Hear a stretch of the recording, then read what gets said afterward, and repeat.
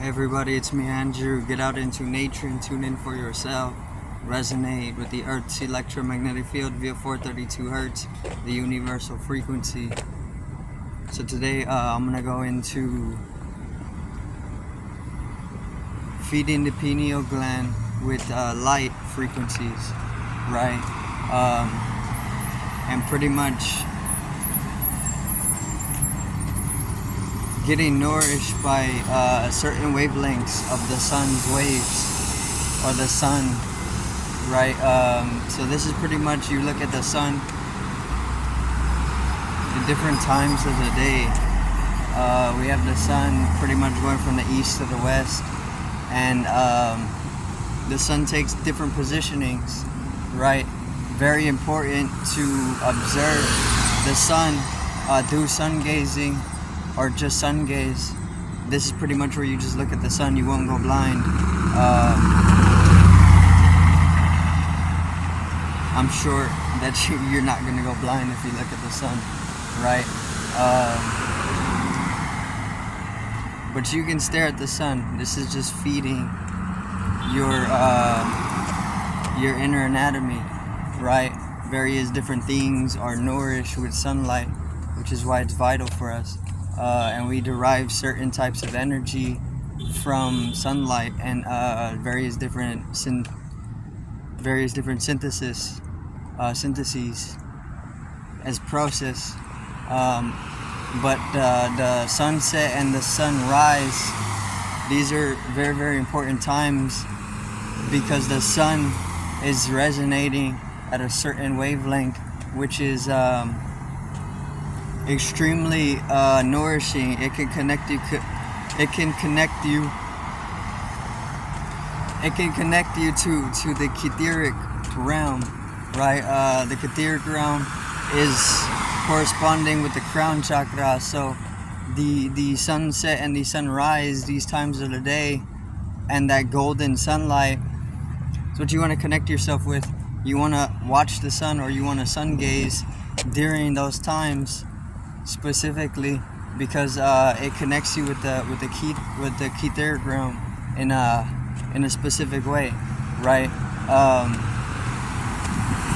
So the realm, it is pretty much let me see, it corresponds to the crown chakra. So the various wavelength that the light is sitting in and resonating in is or undulating and resonating in, is allowing us to open up the crown chakra, which actually allows us to see higher geometries, right? The higher geometries can easily come together to bring a type of a lighter density into your whole being, or into your whole I guess your anatomy, right? So if you're feeding yourself with the golden rays of the sunlight, especially during sunset and sunrise, then you can see that it's opening your crown up, right? Or your pineal gland. Your pineal gland is the gland that corresponds to the crown chakra, right? So if you open up the pineal gland, you're also opening up the crown chakra to a certain degree. And once again, this allows you to see higher geometries, because you're using the higher mind. When you are opening up the crown chakra, you have the various different neural circuitries flowing or in flux with more powerful currents surging, because of the sunlight is sitting at a specific wavelength. That wavelength is strengthening up all the various different processes of the higher mind or the higher brain, and it can blossom if you just nourish nourish yourself or feed yourself with that wavelength of light, the golden light, right? Sunset, sunrise. consume both, and you'll have a blessed day just for being able to sun gaze during the times of whenever it sets or rises for you. So when the neurological circuitries start flourishing because of the nourishing process in that specific way, it opens you up to be able to have deeper experiences if you are able to take up the various different lessons, which allows you to lighten your density to a higher point. So this can actually act as a catalyst in a sense. It may not take you all the way, to like a trans-dimensional experience, but nourishing yourself with the golden rays of the sunlight or that specific wave can definitely feed a trans-dimensional experience. And anybody who is pretty much like able to access an experience of transcendentalness knows the impact of that time and space where you're able to perceive the golden rays of the sunlight, that time and that space that you're occupying, the time being morning and dawning, right? So you nourish yourself. It opens up the pineal gland.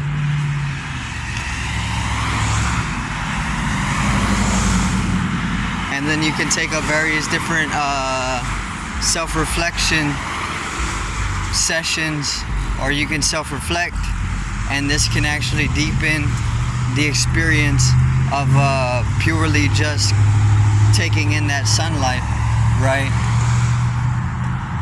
But once again, it can be the catalyst for being able to fall into a transcendental mode, which is very, very simple, right? The earth takes care of this stuff. It's not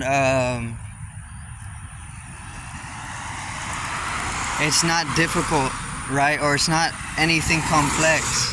There's nothing complex about it, because this is the natural process of things, which is absolutely of a simplicity. It's of a simplicity because it's that's like one of its laws, right? Absolute simplicity. It's like nature provides everything. As long as you continue to live in accordance with nature, then you're taken care of by nature. And that whole process is within that very flux, or that very flow of nature's principle, or just nature's flow, right? So sun gaze more often. Sun gazing is extremely vital for synthesizing extremely nourishing energies,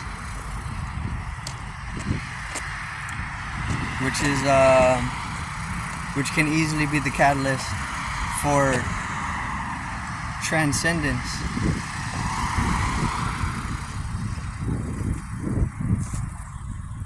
So let me see the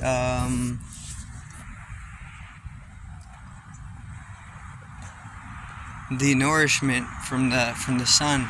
So it's not only in the sunset and sunrise.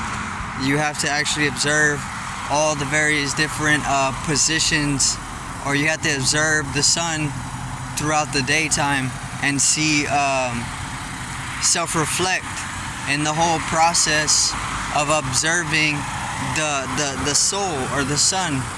So when you're observing the soul, naturally you're going to begin self-reflecting upon yourself more often, and this is going to deepen your understanding of self, of yourself. The moment that you start deepening the understanding of yourself is the moment that your wisdom starts to deepen as well.